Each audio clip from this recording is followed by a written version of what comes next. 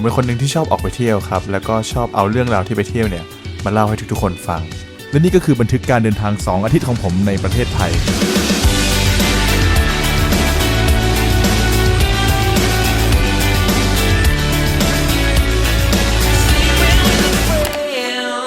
ถ้าพูดถึงทะเลไทยแล้วเนี่ยนอกจากเกาะพีพีแล้วอีกเกาะหนึ่งที่ดังมากๆนะครับก็คงจะหนีไม่พ้นอันนี้เลยครับเดี๋ยววันนี้นะครับเราจะไปกันที่เกาะซิมิลันนะครับเดี๋ยวเราไปเจอกันที่เกาะ8ก่อนครับจากเขาหลักเนี่ยเราก็จะใช้เวลาประมาณชั่วโมงกว่า2ชั่วโมงเนี่ยเราก็จะมาถึงที่เกาะซิมิลันนะครับต้องบอกว่านี่ไม่ใช่ครั้งแรกด้วยแหละที่ผมมาซิมิลันแต่ว่ารอบที่แล้วนี่โอ้โหฝนตกพายุเข้านะแต่วันนี้แดดดีอากาศดีมากเลยครับแป๊บเดียวเราก็มาถึงสถานที่แรกของวันนี้แล้วครับก็คือซิมิลันเกาะ8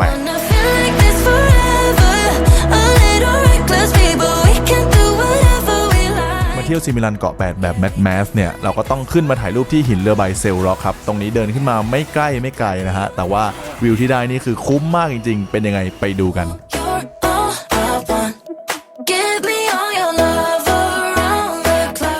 และนี่ก็คือหินเรือใบจากมุมล่างนะครับน้ำใสยังกระสระว่ายน้ำเลย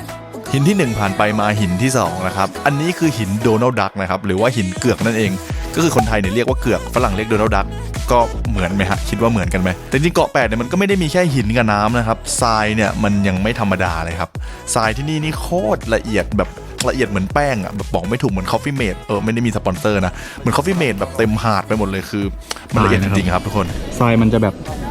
นะครับวันนี้จะมารีวิวทรายให้ดู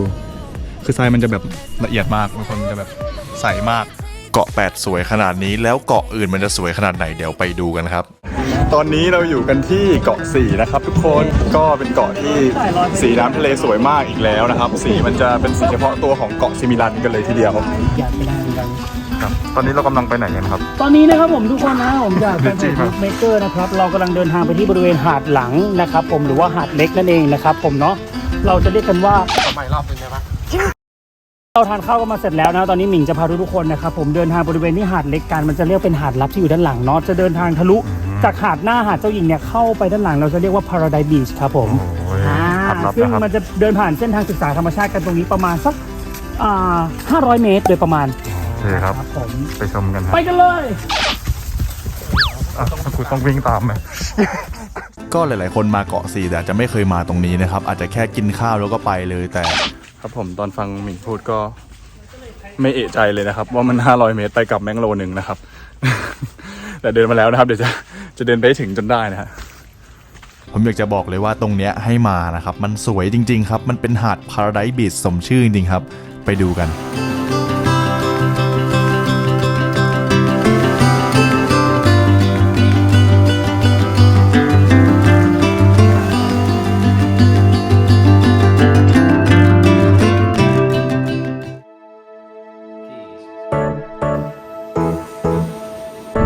ตอนนี้เราอยู่กันที่เกาะ7นะครับเดี๋ยวเราจะลงไปดำกันตรงนี้ไปชมพร้อมกันเลยดีกว่าไปเที่ยวทะเลก็ต้องดำน้ำครับแต่ว่าวันนี้เนี่ยดวงดีโชคดีมากๆนะครับลงไปไม่ทันไร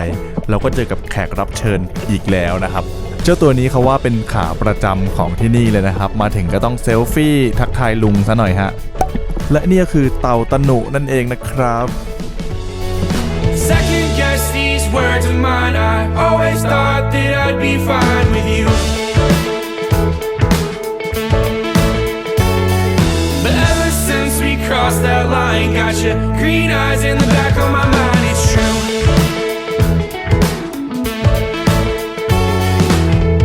But I can't be just friends.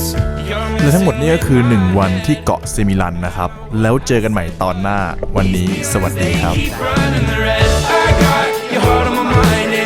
You said that I could come by anytime.